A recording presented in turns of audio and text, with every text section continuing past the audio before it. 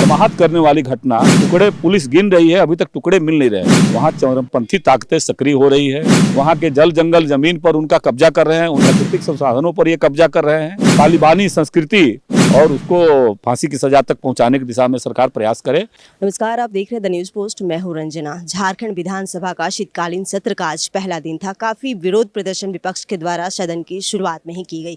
सदन में विपक्ष के द्वारा अगर बात की जाए तो कई बातों को लेकर हंगामे शुरू हुए। इसी दौरान सारठ विधायक रणधीर सिंह को वहां से मार्शल आउट भी कर दिया गया। विपक्ष लगातार अपने मुद्दों को उठाते रहे। आप सरकार को घेरने की पूरी तैयारी कर चुके हैं, क्या कुछ कहेंगे ये साहिबगंज वाले मामले? नहीं, देखिए, जिस प्रकार से मर्माहत करने वाली और विभत्सकारी घटना को साहेबगंज में चरमपंथियों के द्वारा अंजाम दिया गया है, यह एक और जहां राज्य की विधि व्यवस्था के ऊपर ये संकट के ऊपर प्रश्न चिन्ह खड़ा कर रहा है, वही दूसरी ओर अगर इसका आकलन करेंगे तो मैंने पिछले बार ही बजट सत्र में सरकार को आगाह किया था कि बदलते हुए साहेबगंज पाकुड़ जिला सहित पूरे संथाल पड़ना में बांग्लादेशी घुसपैठियों के प्रभाव के कारण वहाँ चरमपंथी ताकतें सक्रिय हो रही है।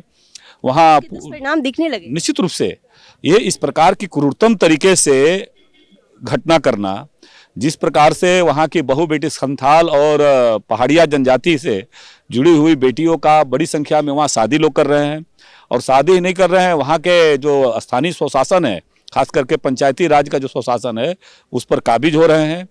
वहाँ के जल जंगल जमीन पर उनका कब्जा कर रहे हैं, उनके प्राकृतिक संसाधनों पर ये कब्जा कर रहे हैं। और बीच में अगर प्रतिकारात्मक कोई बात आती है तो इस प्रकार के जो हृदय विदारक मर्माहत करने वाली घटना कि टुकड़े पुलिस गिन रही है, अभी तक टुकड़े मिल नहीं रहे। कोई अंदाजा कर रहे हैं कि 50 टुकड़े हैं, कोई बोल रहा है 28 टुकड़े मिले हैं। तो आप कल्पना कर सकते हैं कि किस प्रकार से यह तालिबानी संस्कृति इस संथाल पड़ना के क्षेत्र में आज चल रही है।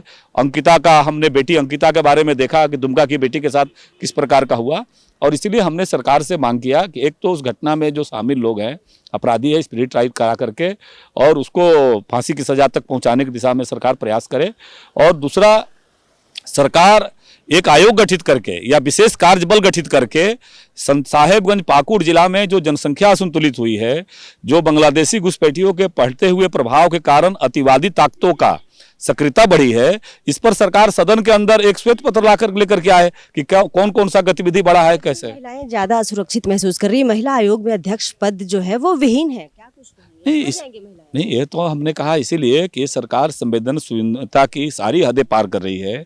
जो भी संवैधानिक संस्थानें थी, वह संस्थानों में रिक्तियां पड़ी हुई है, और सरकार केवल भ्रम का वातावरण डाल करके कह रही हैं कि इस तरह की जो घटनाएं दुर्घटनाएं वो कहकर नहीं होती है, लेकिन है तो सजा तो अब मिलेगा, लेकिन ये पहली बार नहीं हुआ।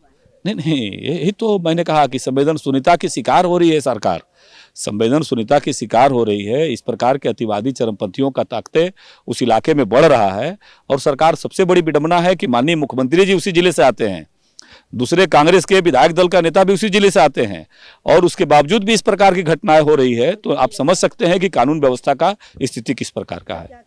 4 दिन और है। नियोजन नीति को लेकर छात्रों में आक्रोश है, वो भी धरना प्रदर्शन की तैयारी करते हैं। वो साल भर 2 साल पढ़ते हैं, जब परीक्षा की बारी आती है तो इस तरह का फैसला आ जाता है। तो क्या कोर्ट जाने से पहले सरकार को जब इस तरह की नियमावली बनाती है तो उस समय सरकार कुछ भी नहीं सोचती है? नहीं, ये बातें तो अब सार्वजनिक हो गई है। मैं तो धन्यवाद के पात्र है माननीय उच्च न्यायालय को, राज्य के युवाओं की ओर से, करोड़ों जनता की ओर से धन्यवाद है कि माननीय उच्च न्यायालय ने सरकार को सचेत किया कि आप कैसी नीति बना रहे हो, किस प्रकार के नियोजन नीति बना रहे हो। सबको मालूम है कि उर्दू को पोषित करने के लिए हिंदी और अंग्रेजी को लोगों ने हटा दिया, और मैट्रिक इंटर के विद्यार्थियों को, बाहर के लोगों को आप लेने को तैयार हैं, और अंदर के जो अपना आपके यहाँ के जो लोग हैं उसको आप बाहरी करके गालियां दे रहे हो, समाज में विद्वेष का वातावरण बना रहे हो, और इन्हें देना नहीं है। ये सरकार लगातार युवाओं को भ्रम में डालने का काम किया। चला जाता है, उसके बाद कहीं ना कहीं ये डिले हो जाएगा। निश्चित रूप से ये सरकार की मंशा ही नहीं है नौजवानों को रोजगार देने के, और सबसे बड़ी बात है कि अब युवा भी, इस प्रदेश के युवा भी अब धीरे धीरे माननीय उच्च न्यायालय के निर्णय आने के बाद अब ये नौजवान समझ चुके हैं कि ये 5 लाख का वादा करके आए थे, वो 5 लाख नहीं मिला। जो थोड़े बहुत नियुक्तियां आपने निकाली थी, उसको भी इसी प्रकार के विवाद का भेंट चढ़ा करके और उसको रोकने की दिशा में सरकार ने काम किया है। राजमहल विधायक अनंत ओझा ने मानसून सत्र के दौरान बदलती डेमोग्राफी जो संथाल की थी, उस बात को सदन में उठाया था।